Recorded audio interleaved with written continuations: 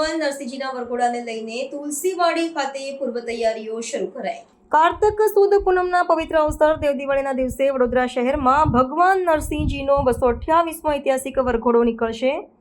287 વર્ષની અવિરતપણે જળવાયેલી પરંપરા અનુસાર એમજી રોડ સ્થિત નરસિંહજી પોળમાં આવેલા પ્રાચીન મંદિરેથી ભગવાન નરસિંહજી અને માતા તુલસીજીના શુભ લગ્નનો વરઘોડો આનબાન શાંતિથી પ્રસ્થાન કરશે।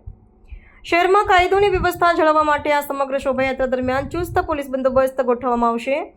આ વરઘોડો મંદિરથી પરંપરાગત માર્ગે આગળ વધીને મોડી રાત્રે ફતેપુરા સ્થિત તુલસીવાડી ખાતે પહોંચશે। આ સ્થળે ભગવાન નરસિંહજીના તુલસીજી સાથેના લગ્ન શાસ્ત્રોક્ત વિધિ મુજબ સંપન્ન થશે।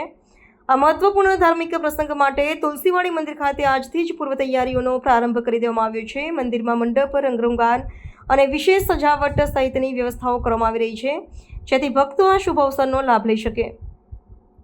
ઐતિહાસિક વરઘોડો માત્ર એક ધાર્મિક પ્રક્રિયા નથી, પરંતુ તે વડોદરાની સાંસ્કૃતિક અને ધાર્મિક એકતાનું પ્રતીક છે।